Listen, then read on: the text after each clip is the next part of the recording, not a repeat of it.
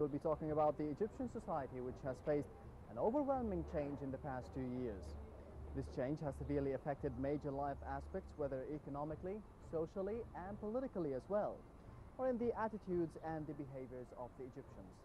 Definitely, the communication has always been a way to express society changes, and in many cases may be the reason or direct effect for changes in the society itself.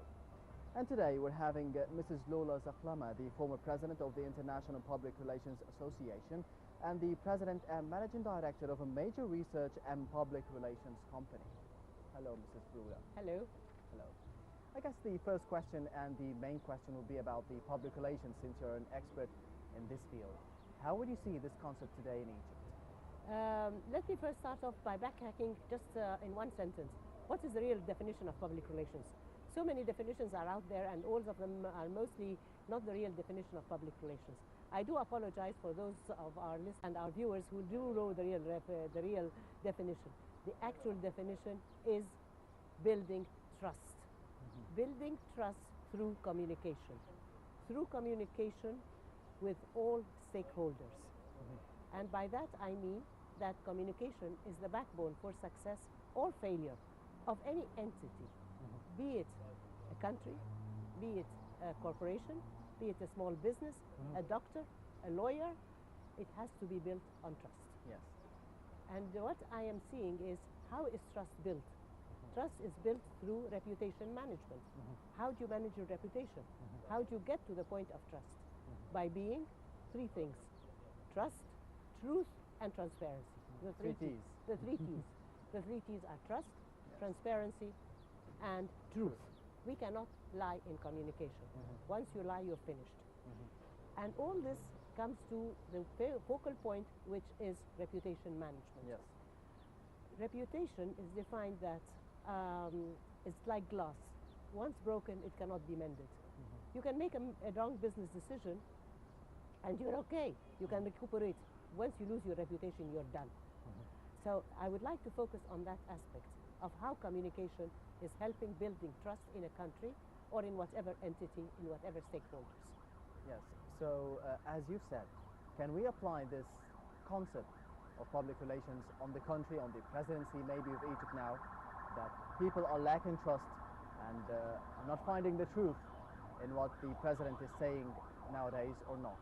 I want to keep away from talking. I'm going to talk about public as a whole, not particularly in relation to the president government or the president political or the life. political life or the political scene, which we know is built on lack of communication or lack of true communication in any case, which happens all the time. Let me again go back to this definition of who do we communicate with. You have to communicate with all your stakeholders. And so it is the main component for the success or failure of anything. Yes. If you're a doctor, you have to have the trust of your patient, lawyer, etc. So trust begins with your own people. You have to communicate with your own people. What I feel is lacking is, first, the lack thereof. Second, the lack of being transparent, no matter how bitter the truth may be, no matter how morbid the situation looks. And communicate with your people, with your stakeholders internally before going outside and trying to convince somebody outside your country. It starts with the people inside. So how can we regain the three T's between the entities of the society now? Let me give you an analogy. Yes. What I'm seeing now everywhere is that the head of a corporation or an entity, whatever it is here at the top. The communication people are here. And I think, unfortunately, the problem is that those people down here are trying to make him look good, not the institution, not the corporation. He has to look good. He is the one who has the reputation. It is he or she. But that's not the issue. The issue is the whole entity as such. So if you apply this analogy of the of a company, you have to apply it to a country. You have to apply it to everything. So if he's here at the top and these people are only focusing on making him look good and looking him pretty cosmetically, and the communication from here down there is lacking.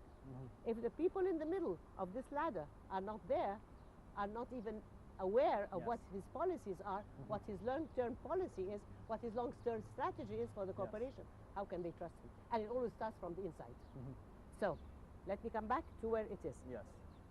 we are talking now about where we stand in the economic arena, in the business community, and how to build trust in Egypt, reputation, Yes. and to build so we can regain the investments that we've lost. We can regain new investments Tourism. and everything. Yes. It starts with the people. If I am not confident in my own country, how can I expect somebody sitting in Singapore to invest in my country? I have to have trust. So the communication starts internally. Face the situation. We do have a very bad situation. We Yes. cannot deny it. I'm not going to say la vie en rose, and as I'm wearing pink and red and No, always it's not. looking bright and no, Yes. it's not. Our Moody's have downgraded Egypt's Several times. credit up to one of the fourth in the world. Yes. We have also been named as one of the 4 most difficult countries to do business in, the most expensive and difficult countries to do business. That is where we stand now. Khalas, that's where we are. Okay, how do we regain that? It's not going to happen overnight. So we have to communicate first internally. The people internally have to have faith. To gain the trust of To the gain Egyptians the trust first. of the Egyptians Yes. first. How do you gain trust of the Egyptians first? Face the truth. Is it an impossibility to tell these people who are working here, who has their livelihood? Define. It is not easy. It's not going to happen overnight.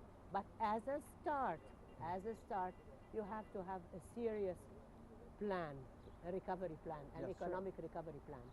Once you have the economic recovery plan and the implementation thereof, okay, here is our plan for the next 10 years. The first year is going to be bitter. We are going to be biting the bullet. We are going to go through hell in the next 2-3 years.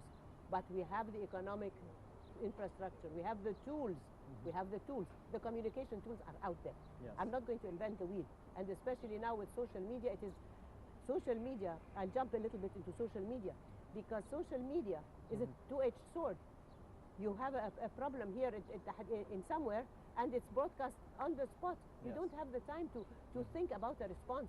In the old days, when I started my career 45 years ago, we had the time to think about how to respond, draft a press release, draft a communication. And it would take time. And to it be, takes time to approve it and have it conveying approved news. and all that. Yes. Khalas, this is gone. You can communicate very easily, inexpensively, instantly, fast, but get the right message out there in the right time, immediately. You have to communicate within seconds. It's very difficult. It is. It's very difficult. But there is no lack of communication experts. There is no lack of economic experts. There is no lack of financial experts, of bankers. We have everything it takes for